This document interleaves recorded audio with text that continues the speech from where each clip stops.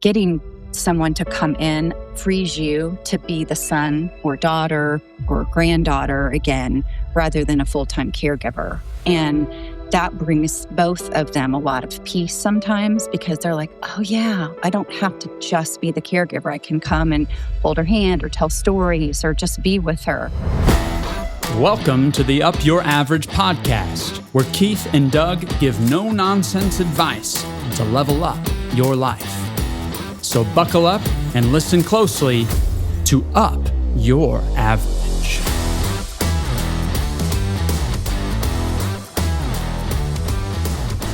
Doug, we got a crowd today. Yeah, there's four of us in here. I feel like we're at the studio in Madison Square Gardens, where everything is compact, and I feel like Charles Barkley in here with all you guys. Charles Barkley, are you going to bring your A game? I'm on. Well, you are. Now, Our guests will. I'm going to let you introduce our guests and kick this thing off. Well, our guests are personal friends of ours, and David and I go way, way, way back. Yeah. And I don't know how far. 20 years? Yeah, probably. Mm-hmm. And David's not only a good friend, but he's also a savvy business owner who's helping people who need help in the care community. Maybe you need somebody to come over to your house and help you out. Or he's provided a really world-class place for people to stay who might not be able to live alone by themselves. And Tracy, right? Yes. And Tracy is my new best friend. I just met Tracy about 5 minutes ago. And Tracy has a fun connection with Libby. So it's good to have you here too. Thank you. All this conversation kind of sprung into my mind on a Friday, actually. It was a Friday, probably close to 16 years ago. I get a phone call by a hysterical sister telling me that the visiting nurses said that if my mom is not out of her house by Monday, they're calling Adult Protective Services. The visiting nurse told you that? Told my sister that. And my sister told me that. And somebody this week asked me, do I ever blow up? And I haven't blown up in years. I did blow up that afternoon. I was not happy with the information that was given me. And we literally didn't have much time to make some decisions. And that's kind of when I really, you and I spent time. I don't know if we'd spent time before that, but it was a stressful time. And I assume from what you said, Tracy, that's not an unusual event for you. It's not unusual. So let's pretend that somebody that we're talking to today, that they're in that situation, they get that call. How would you guys counsel them? Like, what would you tell them to do now when you got that bit of information? Yeah. Well, first of all, like Keith, I love what you did for your mom. Like, it's actually a model that I tell other families, because you were so gifted in the way you communicated with your siblings. You were the first family that I had seen who used the Google spreadsheet to organize the task flow of supporting a mom. And then, you guys were just good at communication. I know it was stressful and there was a lot that was happening. And so I would say, like, the step one with families is that communication piece, because so often they're in crisis and they feel the sense of like guilt and desire to honor their parents really well. They want to be there for them, but the world is turned upside down. An associate who recently joined us, he goes, like, God's timing has really been at work at this, because like a week after I started, my wife's dad had a huge setback and we didn't know what to do. And he goes, I realized that this is not an isolated occurrence. Like, every single person that I'm going to know or going to interact with is going to go through this with their parents. And so it's really starting just with like communication. And that's where really Tracy and her team come into play, because she sits down with the families and just gets to know what's going on. Mm-hmm. You could talk a little bit about what that's like. Yes. Well, it's different every time. And that's why I love to get to sit with them versus, just having a blanket, this is what we do. So a lot of what I do, we were talking, is counseling, because people do have that.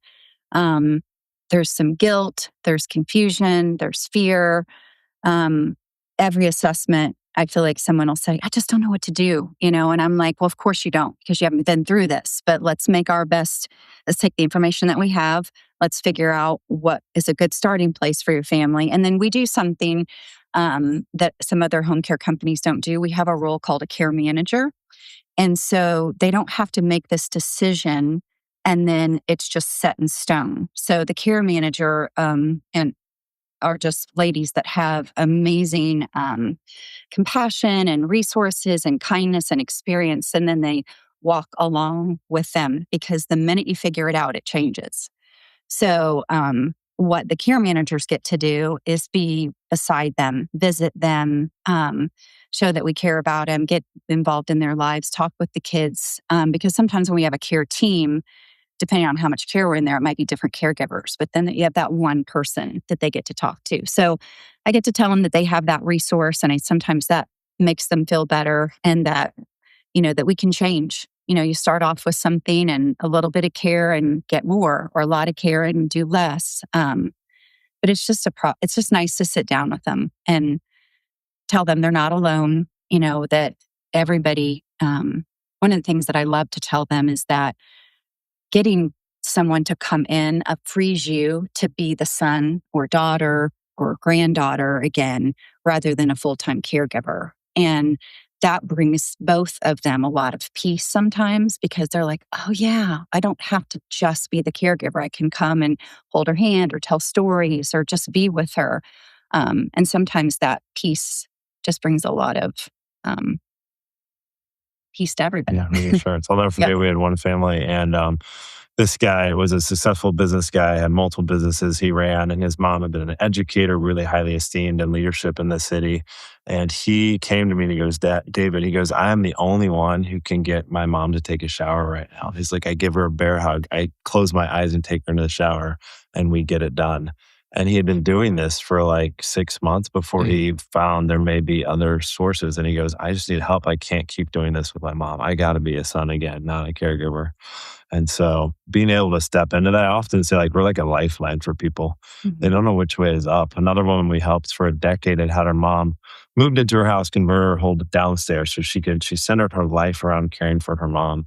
And she did it super well. But after a decade, she was like, I just can't do it anymore. I need help. And so she just didn't trust anybody else. She felt such an onus to do all of it for her mom because of what her mom had done for her. And so she just did it. But when she finally called us and got some help in, she was like, oh my gosh, I can breathe again. I went on a date with my husband. I went to a Bible study. I am not worried about my mom. So that's a lot about the first step is really connecting and communication and just kind of offering to walk alongside of families. So your business is called Senior Home Companions, and you predominantly, at least to our awareness, is Central Indiana. And let's just say there's somebody like this that's helping with the shower or whatever. Yeah. And let's just say they're in Atlanta and they're watching today. What is the role, the person, the entity they would reach out to try to find some help? Like what would they Google, I guess, is the question. Yeah. You can start with just like home care in the city that you're looking in. And so then there are also often like associations. So there's like every state has a association of home care, so they can kind of vet the providers a little bit more. There's a National Association of Home Care, which has like a membership group as well. But you can really just type in home care in Atlanta or whatever to kind of start to narrow the search. And we're happy to help too. I've been on several national boards and stuff, and some kind of relationships throughout the country. And we often get this question. And so we have articulated partners kind of throughout the country that we know have people who help. So I know for us, what I just did was just tried to find all the experts I could, not only you, but I had other consultants. Like one of the surprising things to me, we basically, this might be considered evidence. I don't know. We can basically kidnap my mom because she wasn't a willing participant. So we brought her to Indianapolis and she didn't have a way back to Evansville. Right. But she came with this bag full of medicine. Oh. Yeah. And like I had no idea what to do with it. And she had dementia. She really didn't have any idea what to do with it. And so there was nobody that knew what was going on with it. Yeah. And so one of the people we had to hire was a consultant just to tell us what she really needs. Yeah. So I'm assuming there's a lot of consultants that could fit in along with what you guys do as well. Yeah. So the geriatric care management or like a care manager is really helpful in that situation. I remember who you worked with. She's not in Indy anymore, but she was great. And She's really helpful. Yeah. Yeah. She didn't mess around. What's her name? But yeah, that quarterback role is what we find families really need because you just don't know which way is up. You don't know who to call. You don't have the time to vet the services. It's like one of the things we found is like when somebody gets towards the end of life and they need to engage like a hospice provider. Hospice isn't just a singular word. There are tons of different hospice providers that all have a host of different services. And so knowing who the best people are to like get help immediately and who's going to align with your family the best is really a lot of kind of what we do and what these like care managers do. So you would be a quarterback for them then? Yeah. So that's often what we do for families. The role Tracy was talking about, our care managers, like once they get in there, they're constantly evaluating like the situation and how the progression is going with the member and then pulling in other resources as needed to like support the milieu of staying wherever they are or moving if needed in your case. We've used your guys' business a number of times and if you can have a sense of humor about the aging process, it goes a long way, in my opinion, because there's just a lot of things that happen that just aren't really pretty. But if you can laugh about them, it's all right. Yeah. I remember, I think one of the things with your mom, she really wanted like a dog. And so we had a caregiver at the time. She was connected with like this dog rescue thing and she found a dog and brought the dog in. But then the dog kind of became problematic for Mom wanted I just got to say it how it is. Mom wanted a small white female dog, and she called it her dog a girl all the time. And I kept pointing out how my mom's black female dog has a penis, and so it was just like what she said she wanted didn't necessarily have to be the solution. That's what we discovered with like dementia. I know there's physical elements and things, but if you can have a sense of humor and be flexible, I think you're going to find the process a lot easier than if you get real rigid. Mm-hmm. Yeah, well, and I think a lot of times that's really difficult. We deal with, and I'm sure you see these out of town kids who come in and they haven't seen mom or dad in a quarter or 6 months, and they come in with the best intentions and they expect their mom or dad to be who they were 6 months ago, and the disease just progresses quickly. Mm-hmm. And so it creates a feeling of wanting to do something in this situation. And that can be good or bad. Sometimes that can be super helpful because they bring outside perspective and they can rally the troops and kind of like reinvent the wheel a little bit in a way. And sometimes it can be super discouraging for the son or daughter who's there every day, like has walked through this with mom or dad. And so like balancing that act is real too, because everybody's like really generally good intention for the most part. They want to help mom or dad and they want to do what's best. But it's what I discovered was particularly with dementia, but it's probably true with just physical ailments, is learning to communicate better. And so I had to creatively, I don't even know how you would say it. I would redefine words. Yeah. So mom every day would say, I want to go home. And so I just defined home as heaven. And so instead of saying you're not going home, I'm going, you're going home soon, mom. Yeah. That was almost a daily conversation, right? Mm-hmm. But where sometimes my siblings would come in and they're like, well, you can't go home, mom. And I'm like, do not say that. This is going to set me back a week or two. Let's leave it there. Yeah, we call it, we were really focused, especially at Sword College, on training around this validation method, where you just kind of go where a person is. Like, you don't judge it right or wrong. Let's just go into that space where that person is, feel their emotions, connect with them, talk about whatever home they're talking about for the day, and just live there for a minute. Suspend disbelief. One of my favorite things, like you just have to embrace it. Yeah. And I would mostly visit mom once a day or so. We positioned her physically so she was close to my office so I could go at lunchtime or I could go throughout the day. But one of her manifestations of wanting to go home was she would take her pictures off the wall every day. Yeah.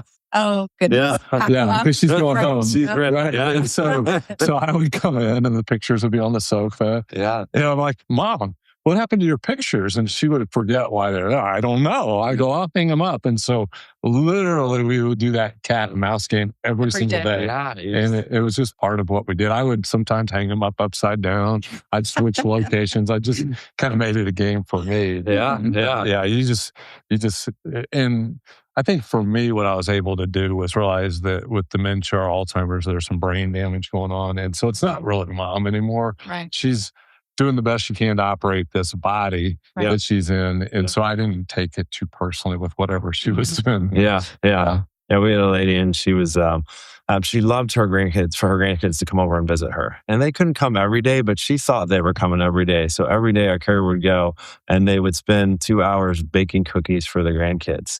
They would get all the ingredients, they do it, they make everything, and then the client would go to bed, and the caregiver would throw the cookies away and come over and do it again the next day. Wow. Literally every day. This was the ritual. And, some days the grandkids would come, some days they wouldn't, but she was always ready. So you got to find those things that create fulfillment and purpose for people. Yeah. And I know you see that redirecting thing all the time. Yes. Validating, redirecting. Just it's hard for the family to learn, this was mom, now we're different. But if you, like you said, if you can go into it with an open mind and be willing to, go, instead of saying, mom, you're not going there, which is kind of our nature sometimes, like, and ask questions, well, what would you do if you were there, mom? Or what's special about that, mom? Then there's a little bit of redirecting or reassuring in that. Now, one of the things that we've noticed over nearly 40 years of helping families with their money is very seldom does anybody ever run out of money. Like we seldom have that happen. And it seems to me that rather than a wife or a husband doing everything for their spouse, that somehow we can encourage them to tap into these resources that they like. This is part of retirement. It's not the golden years, but it's part of it. I wonder how we help them use some of those resources to get help instead of trying to do it themselves. Yeah. A lot of times, like what we tell families is everyone's like very independent, right? They don't want to have help. They've been on their own forever. A lot of people have been really successful in their careers. And even my grandparents, that's how I first connected with a company. We used the company for my grandparents before I owned it. And my grandma said, I don't want anybody in here. I can do everything. We've been married for 60 years and I've handled it and I don't need anybody. And I think after 2 weeks of having caregivers, she actually liked the caregivers better than us. It's like the caregivers didn't argue. They did what she told them to do. They took her to all of her appointments. They made her life vibrant and meaningful again. And we're hit or miss. Like we come and go and we don't always do what our parents tell us to do. And so that third party is actually super helpful. And that's one of the keys we find in working with families is like the sooner somebody can get used to just having somebody else around, the better. And so often you can do it by identifying a pain point. Like for my grandma, was like she said she was done cooking. She liked to go out to eat, but she didn't want to cook anymore. And grandpa sometimes wanted meals in the home. And so we said, well, we're just going to bring in somebody to help you cook. Like, don't worry, they're not going to do anything else. They're just going to be focused on your nutrition. But of course, after 2 weeks, they were doing everything. So I think that's one of the most enjoyable parts for me is coming in and finding a way to honor their lives and continue to value them and keep them the dignity of who they are and wording things in a way that they feel they don't feel like, hey, you're failing here, you can't do this, let's come in and fix it. It's just a different way to approach it, to have a good conversation, to connect, to talk about their lives, to find something that might be meals, it might be gosh, is it hard to put the sheets on? I hate doing that. And I'm like, well, somebody could do that, and help them see that it's not, aging is hard, and watching some of these couples, or particularly, I love meeting with, some of the older men that just have had successful lives and careers and, they have run their families and have always been the sustainers, and to meet with them in a way that's like, what, you're awesome. Look what you did. Like, but let's come in and let's have some, these last, however long is, have the most quality and the most life and be the most vibrant it can be. So I think it's just a way of coming at it where they understand that they're still valued, that they're still, they're not done. And that if we can help these bring as much joy into to what time they do have, that's pretty awesome. And the third party thing is really real. Like instead of like sons or daughters often like bear the weight of it, like they're the one that mom calls all the time to complain about whatever is going on. And so introducing like, I joked with our team a few years ago. I go, I want to change our marketing logo to like, we help find your last best friend. Or we help you finish well or something. That's awesome. But often that's what we do. Like, Yeah. because a lot of their social circles are not as vibrant as they used to be. And so creating these friendships and relationships that give them like a reason to get up in the day and purpose feels pretty significant. So I think if you watch and go to Up Your Average number 55, we interviewed one of your all's clients, Jan Jeter. oh yeah. And it was a really good conversation to talk about in her situation. What I think she wanted to do was some normalcy in her life. So she would have you guys come in so she would actually go work. Yeah. And I was like, really? and so it was a really cool avenue for her to get some normalcy, to kind of probably have people to vent with while she's working about what she's going through. So, Yeah. I know, Gina, one of the things that was important to her was like getting that last birthday. I remember it was his 90th birthday. And so like the caregivers planned a party for her. They organized all the food. They decorated the house. Like they invited the guests. They helped her host it. And I know that was like a huge highlight to her. And he passed away like a few months after that. Yeah. Being able to mark that was really significant. So I feel really humbled that with the aging process of my parents, I was able to have a sense of humor, because you could take that another way, right? Like you could just go off the cliff. So my dad, as he was ailing, we had a Thanksgiving Day, we'd reserved a lunch someplace, and I don't remember, there's like 15 or 20 of us loading up into cars, and then you just hear this, and Dad did a face plant in the kitchen on the floor, and it's a weird thing. We talked with Mark Richt a couple of weeks ago, in his book is Make the Call, like make a decision. Well, you're staring at your dad on the floor, and all these adults in the room, and nobody can make the call. Like, what do we do here? Yeah. And my dad, his response, which to this day I laugh, he's like, you guys just go ahead and I'll be here when you get back. And I'm like, okay, man, I'll see you after lunch. But making the call, making the decisions, say, like we have 3 siblings. What if there's 2 siblings and you don't have agreement? How do you help in that scenario where there's just not a parallel view of what's going on? Yeah. Well, I think the best thing we see families do is talk about like kind of which function different kids are going to play. And so it's often everybody like tries to do everything. And that's when it gets like massively confusing. So like we find families, there are a couple like distinct roles that typically tend to play out. There's kind of the role of the financial person who's making sure everything's keeping mom going, and they can do that remotely. There's the role of what I call air traffic control. And that's kind of the person who's going to kind of make decisions and kind of call the shots on the care. And then there's the third role, which sometimes referred to as like help me Rhonda, like the person who goes when it's needed, like mom falls and you show up and help. And so like those kind of 3 roles seem to work well in families that we work with, but you got to get there. So you got to like, initially it's just like everybody wants to do all of them. And so that's where, somebody like Tracy or one of our care managers can help just facilitate a conversation around like, hey, let's talk about, like you see a third party. Like it's hard if you're relating to your kids like you did, or your siblings like you did when you grew up, you know what I mean? And it just, all this stuff comes into play. But when you bring a professional in who's helped walk through this with tons of families, they can kind of like steer the ship a little bit more clearly. So you've got the crisis that's going on, right? What percentage off the top of your head would you say that the parents make the call versus the kids? Oh gosh, that's my life. I would say the words that I hear daily is mom and dad are resistant to care. So you have these kids who are seeing the need, mom and dad who are resistant. Myself or someone else comes in and has a conversation. That's a little bit of what we were talking about before, where you're coming in, you're helping them understand, we're not taking away your independence. We just want to be a piece of the puzzle. And so I think that's what I consider a challenge, or where I see some of the greatest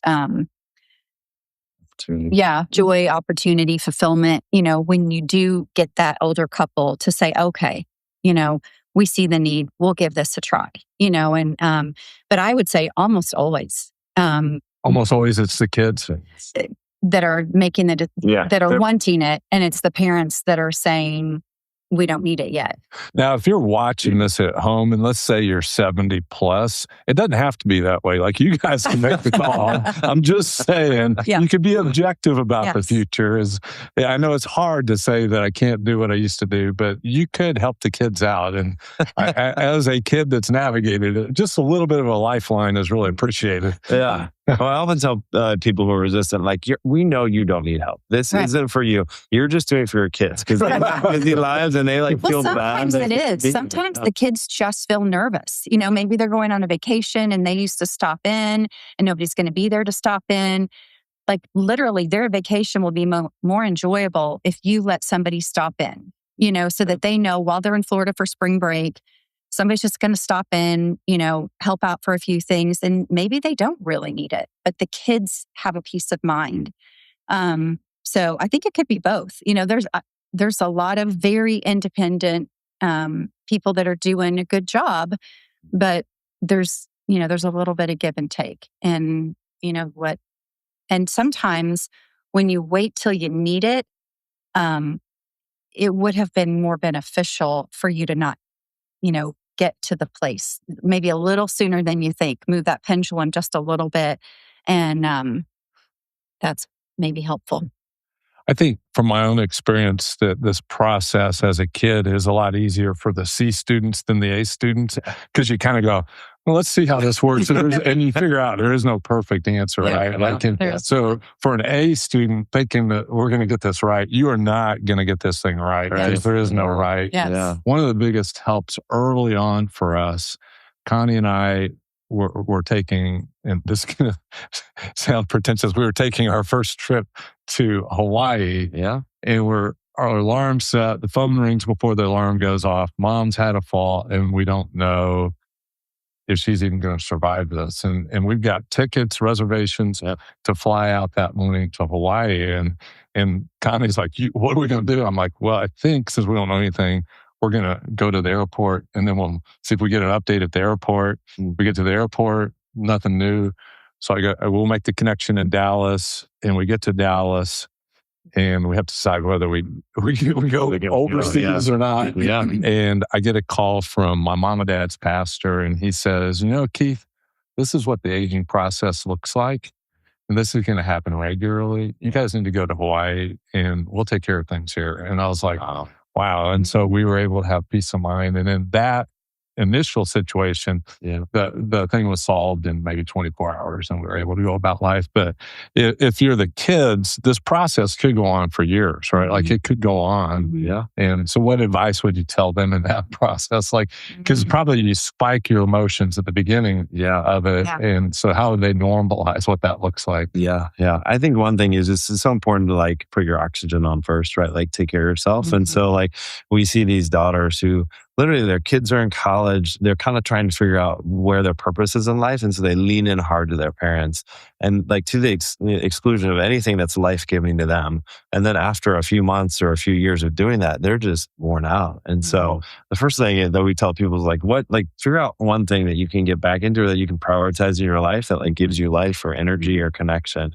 And so that's a huge thing that we kind of counsel families on. You don't have to be a martyr here. This is a marathon, not a sprint. Yeah. So hang in there. Let's get a balanced approach to this. Let's I tell families it's really not about if you're there every day. It's about a cadence to your connection with your parents. So as long as we can say that grandson's going to call every 2 weeks, that gives us a point to look forward to and a point to talk about after it happens. And so just creating a cadence and a rhythm to your connection and then bringing in a support around it to make it happen is super important. Yeah. Boy, it's you haven't really had to go through this yet, Doug, have you? No, thankfully. Now, I know I'm going to get real personal here. Are your parents open about this process? Or? No, are you guys? Doug's parents are amazing, by the way. Yeah, I hope I will be open to this process, but you don't know what you don't know. And so I'm just grateful that you guys are in business to help people. Right. And you're willing to share your story about how you do it. Right. So I had a little health scare. I was taking a jujitsu class a couple weeks ago, Nice. and I bowed to finish it. Yeah. And evidently, a little crystal somewhere in the inner ear set loose, and the world started spinning so fast that it didn't settle down. And so I ended up in the hospital for like 5 hours getting taken care of. And so when Connie was there, I said, let's just wait until we know what's going on, because they didn't diagnose it as vertigo right away. And Right. so then once we were on the way home, we let the kids know what was going on. So then that was Sunday. And then Tuesday, I had a conversation with my daughter lecturing me that I waited too long for this conversation. So these conversations can really happen at any time. I think the sooner you talk about... Does your dad like to make cookies? I think you can get him going. Yeah, the sooner you talk about who's the power of attorney, who's the healthcare power of attorney. Yeah. We have wills.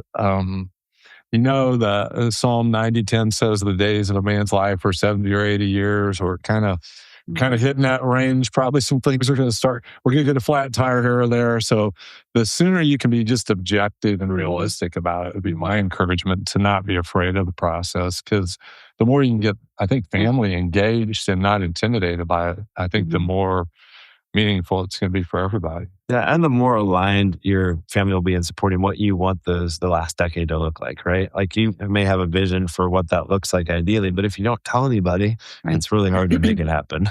So yes, what we started with, communication. I think the generation, like my parents, you just didn't talk about money. You didn't talk about, I don't know, kind of details sometimes. I feel like, or more my grandparents.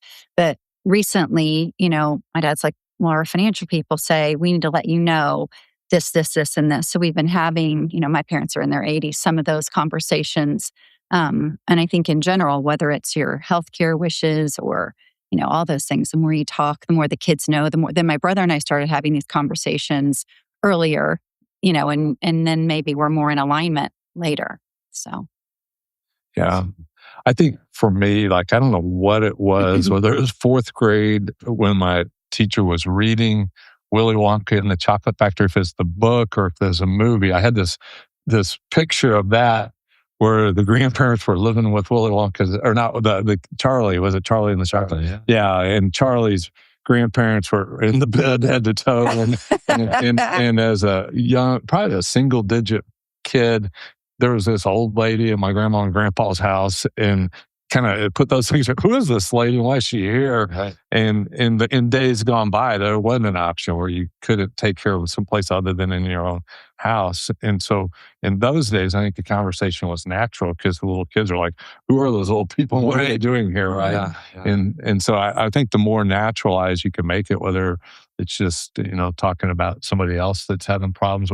Mom and Dad, what do you think about this? Mm-hmm. Yeah. Well, it's amazing. Like, a little help can go a long way. Mm-hmm. It's actually pretty surprising. Like, just even somebody making sure the groceries are happy and the meals are consistent. Like, if somebody's getting good nutrition, like, that actually makes a massive difference in their whole quality of life. And often we see that lag off. Like, well, mom or dad don't really eat, or what they eat is just not super healthy. And so even simple things like that can make life a lot better. We did notice that with my folks. When we would go down to Evansville, we would start checking. Yeah. We've